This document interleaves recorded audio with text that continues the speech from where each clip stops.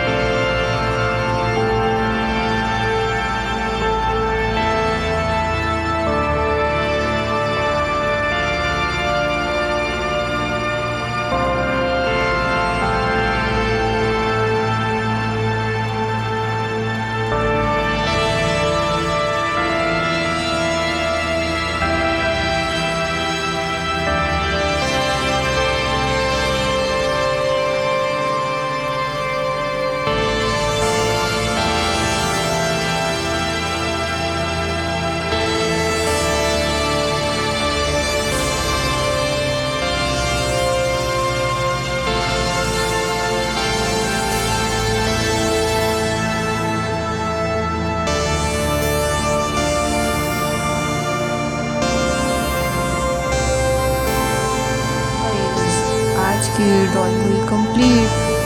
अगर काकाशी की वीडियो आपको पसंद आई हो प्लीज़ कमेंट बॉक्स में ज़रूर बताइएगा। और तब तक के लिए बाय बाय, मिलते हैं नेक्स्ट वीडियो में।